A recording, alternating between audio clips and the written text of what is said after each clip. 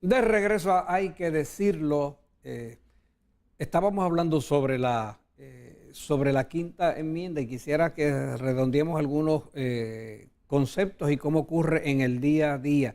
Eso puede ocurrir en un escenario jurídico diverso, puede ser un caso Criminal. civil o puede ser Claro. criminal. Explíquenos un poquito sobre cómo pudiese ocurrir en su experiencia, cómo ocurrir. Alguien puede incriminarse, aunque fuera en un juicio civil, si de su propia voz surgen los elementos de un delito. Si él, con su testimonio, configura los elementos de un delito. Eso puede ocurrirle en cualquier escenario.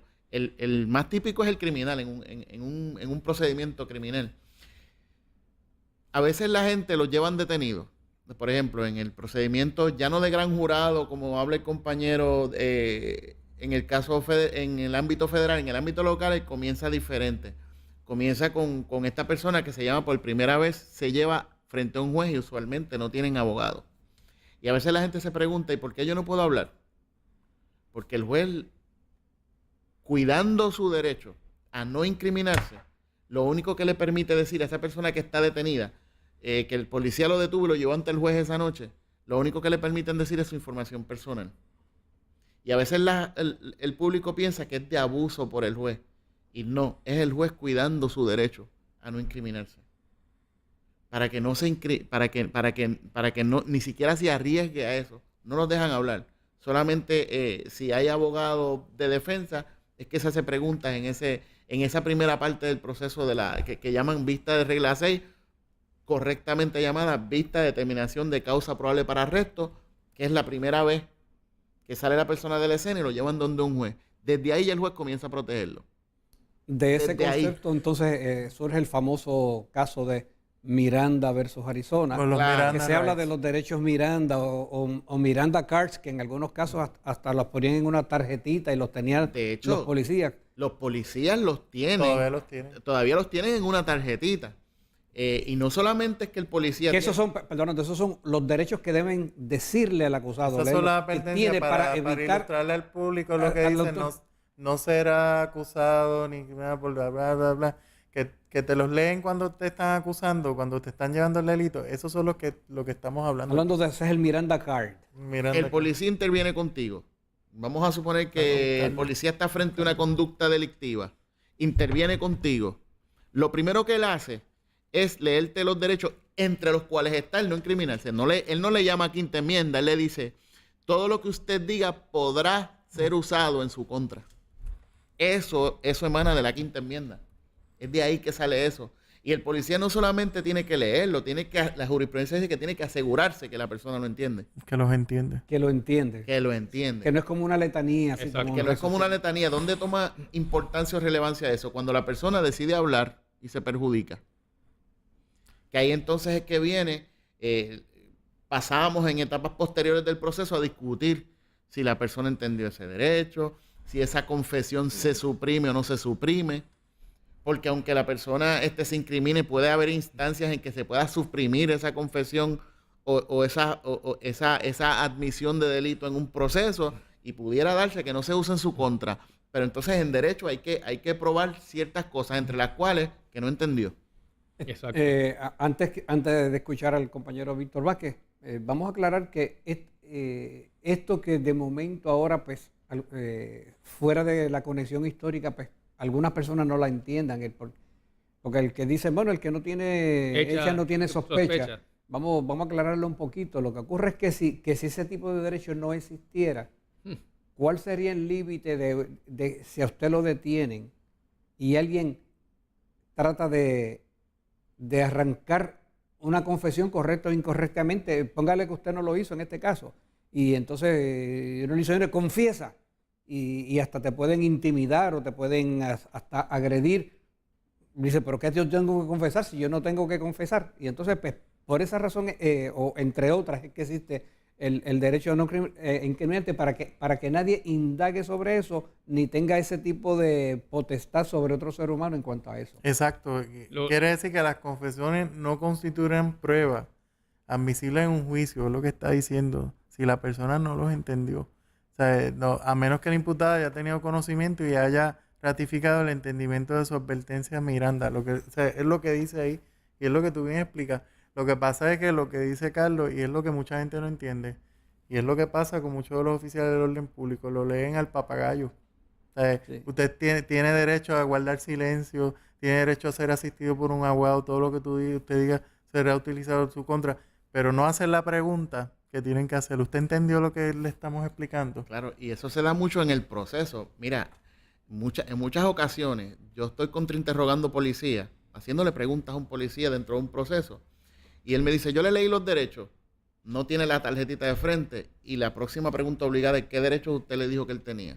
Y de hecho, Normalmente no recuerdan. Hay un papel. No recuerdan. Ellos no lo tienen, saben decir. Yo tuve un cliente que le lee los derechos frente a mí y sacan un papel, le leen los derechos, lo ponen a leerlo y que marcan hasta Así unos la tarjetita cuadritos. se firma, claro. Porque, claro, se están asegurando de que cumplieron.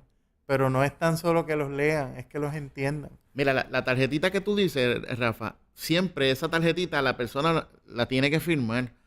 Pero cuando él está testificando en el tribunal, él no tiene, el propio policía no tiene la tarjetita de frente.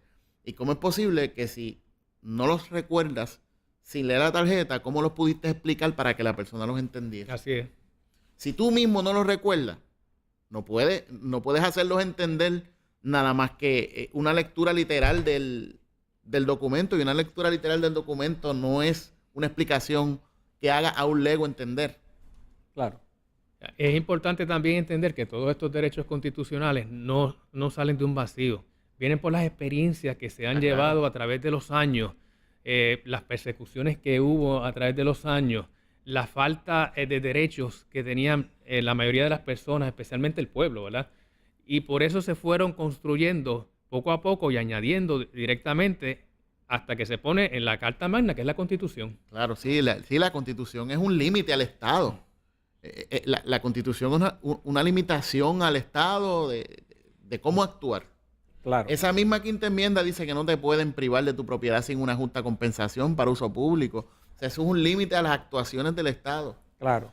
Que es anteponible a personas privadas, pero ya esto es un tema un poquito más profundo constitucional. ¿Cómo es anteponible los derechos constitucionales entre privados? Sabemos que la casuística de los Estados Unidos establece que hasta lo que llaman la cláusula interestatal, que hasta por unas cebollas que vinieron de otro estado podían interponer porque la cláusula de comercio interestatal aplicaba. O sea, son anteponibles ante el Estado, pero también ante privados en ciertas circunstancias. Sí, claro, sin lugar a dudas. Y yo recuerdo hace ya muchos años, no voy a decir cuánto, surgió un debate cuando se quería enmendar la ley esta de los menores, del bienestar de la niñez, que han habido varias leyes, y hasta entonces pues la ley tenía un entronque civilista, y en algún momento pues se quiso brincar a que también tuviera disposiciones de tipo penal. Y todavía es dual en esa manera. Claro, sí, pero a lo que voy es que entonces lo discutimos y está sobre el tapete y son cosas que se pueden discutir. Cuando digamos, el Departamento de la Familia, en virtud de una ley de esta, interviene con un ciudadano en virtud de esa, hay que tener cuidado precisamente, y la persona, de que no entremos en el escenario de quinta enmienda, que la persona pueda entonces decir, bueno, si sigo hablando de esto me puedo autoincriminar. Y ahí es el Estado, ahí el Departamento de la Familia interviniendo es el Estado. Pero ¿qué hacemos cuando es un privado? Cuando es un privado, por ejemplo, la casuística que se ha dado aquí mismo, universidad privada, policía privado de la universidad. ¿Cuál es el escrutinio que hay que seguir ahí? Ese policía privado se convirtió en un brazo del Estado, se convirtió en un perseguidor bueno, eso es una traducción literal del inglés, se convirtió en parte del Estado, aunque es privado, en una extensión del Estado para procesar a alguien.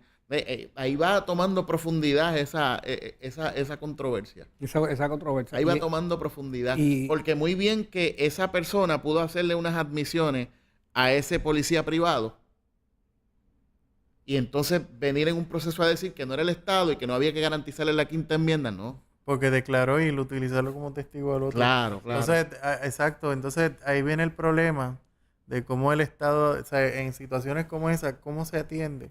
Porque hay que partir siempre del principio que toda persona goza de un debido proceso de ley. Y no es tan solo con el Estado, es a nivel privado. Entonces, eso pasa mucho con estas compañías de seguridad, que ellos piensan que tienen la misma medida o la misma intervención a nivel de un oficial del orden público.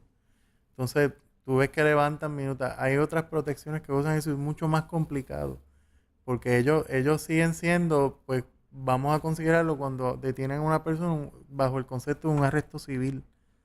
No es el arresto de un oficial del orden público. Entonces, no son las mismas protecciones, porque es como lo que dice Carlos. O sea, traen a esta persona que después va a ir a declarar en contra de lo que dijo aquel. El arresto civil es peligroso. Sí. Porque la diferencia entre el arresto civil y el arresto de un funcionario público es que el funcionario público solo debe tener motivos fundados para creer que ocurrió algo. O sea que si no ocurrió nada, el arresto puede ser válido. Si él tenía los motivos fundados para pensar que ocurrió algo. En el arresto civil, el arresto ciudadano, la regla 12, tiene que haber ocurrido algo. Si no ocurrió nada, ese ciudadano se va a buscar un problema. Tiene que en efecto haber ocurrido algo. Y redondeando lo de la quinta enmienda, ¿en qué dinámica surge y cómo se plantea ante el tribunal? Digamos, tenemos el escenario de un testigo que está declarando, ¿no? Un testigo que está declarando. Ese es el caso típico. Ese es el típico y el más difícil, porque el que dice el compañero que la persona que ya pudo incriminarse ante un gran jurado, pues ya se pudo prever que esa controversia surgía. Pero estamos hablando, y eso puede pasar en el ámbito federal y en el local, estamos hablando de que entró en un tema que nunca declaró antes y que puede incriminarse. Y que el juzgador de los hechos lo percibe en ese momento. Ahí es que el juzgador de los hechos tiene que actuar rápidamente y proteger ese derecho, porque es deber del juzgador protegerlo. Porque la persona no tiene que saber que la persona entiende su derecho. ¿Y qué se supone que haga el juzgador de los hechos? Detenerlo en lo que está hablando. Interrumpen el proceso y buscan un abogado que le explique. Una vez el juzgador se asegura que él entendió, entonces es que le permite declarar sobre el tema. Amigos, hay que decirlo, continúa después de esta pausa. No se retire. Good morning to you. Good